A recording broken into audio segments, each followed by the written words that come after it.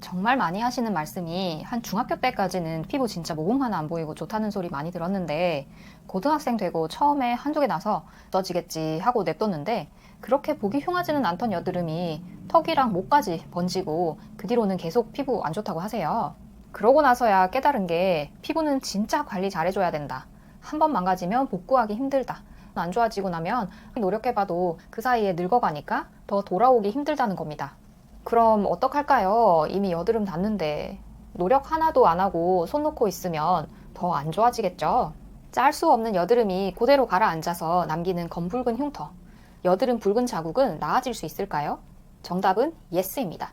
집에서 할 수 있는 관리들도 알려드리고 또 병원에서는 어떻게 치료하는지 각각 얼마나 걸리는지도 알려드릴게요. 미백 성분이 있는 알부틴, 비타민C, 나이아신아마이드 같은 거 함유되어 있는 팩이나 화장품도 도움이 됩니다. 다만 심한 상태에서 완전히 도움이 되지는 않기도 하고 많이 사용하거나 중복해서 사용하면서 사용법을 잘 지키지 못하면 오히려 자극되고 홍조 생기고 따갑고 이런 부작용이 올 수 있으니까 적당히 알맞게 사용해야 해요. 각질 제거제나 떼수건을 사용해서 벗겨내면 어떨까요? 이런 붉은 자국이나 갈색 자국은 피부 가장 바깥에 있는 게 아니라서 각질 제거제나 떼수건 같은 방법으로 없애기는 어렵습니다. 약국에서 구할 수 있는 것들을 말씀드릴게요. 시중에 파는 일반 흉터 치료 연고는 가장 많이들 아시는 게 노스카나인데요. 이건 붉은 자국이나 갈색 자국에서는 사용하는 게 아니에요. 흉터에 사용하는 겁니다. 크레오신 T는 항생제 성분이에요. 염증이 있을 때 사용하는 거고 여드름이 사라지고 나서 염증이 없다면 사용하는 게 의미가 없어요. 물을 잘 드셔야 하는 것을 반대로 하는 것이 이뇨작용이 있는 카페인을 섭취하는 겁니다. 물이 필요한데 물을 빼내는 카페인을 마시면 물이 있어야 하는 일들이 다 잘 안 되겠죠? 술이나 매운 거 먹고 나면 얼굴이 붉어지면서 붉은 자국도 더 붉어진다는 분들 계세요. 이럴 때는 술이나 매운 거 자제하셔야 됩니다. 특히 술은 염증 반응 일으킬 수 있으니까 조심하는 게 좋겠죠? 여드름 나서 피부가 붉은 정도라면 이 여드름 없어진 지 얼마 안 됐다는 얘기거든요. 그럼 또 여드름 날 수도 있고 그래서 또 붉은 자국 생길 수도 있잖아요. 근본적으로는 여드름이 덜 나고 안 나게 하는 것도 관리 방법이 되겠죠. 밀가루나 자극적인 음식, 기름진 음식, 설탕 많이 든 음식, 유제품은 먹으면 여드름 나는 분들이 계세요. 그래서 이런 음식을 안 드시는 것도 도움이 될 수 있어요. 얼굴에 열이 오르면 피부가 붉어지면서 여드름이 있던 자리도 더 붉어진다는 분들이 많아요. 얼굴이 붉어질 만큼 격렬한 운동을 하거나 사우나를 오래 하는 건 추천드리지 않습니다. 대신 가벼운 운동이나 얼굴을 잘 씻는 건 필요하겠죠. 담배는 모세혈관을 손상시켜서 피부 회복하는 거에 도움이 안 됩니다. 이건 뭐 다들 알고 계셔서 더 이야기할 필요 없겠어요. 여드름이 없어졌다는 건 그 자리에 피부에 염증이 있다가 회복되는 중이라는 거잖아요. 그래서 그 자리를 손으로 자꾸 건드리는 건 새 여드름을 나게 할 수도 있고 회복을 느리게 할 수도 있어요. 조심하세요.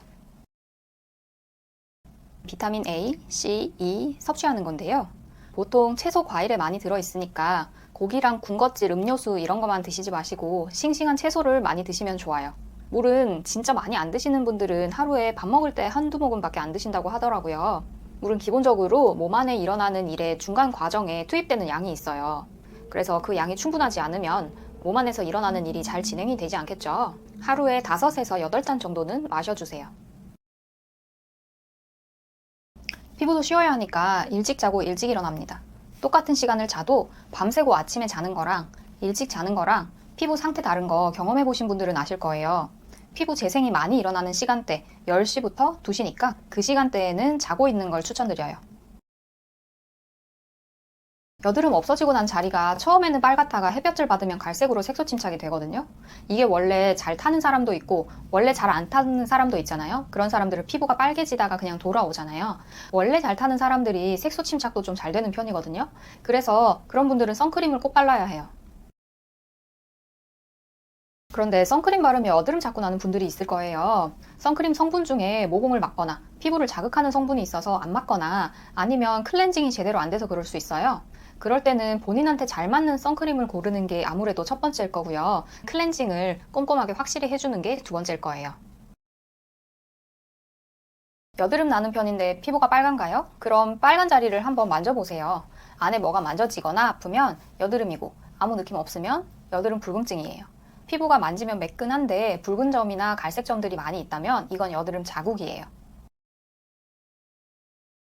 저희 병원은 새살 약초침이라는 시술을 하고 있어요. 레이저로도 물론 가능합니다.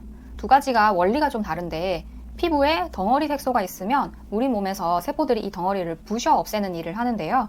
세살 약초침은 세포들아 모여라 해서 일 처리를 빠르게 하도록 하는 거고 레이저는 이 덩어리를 대신 부셔주는 거예요.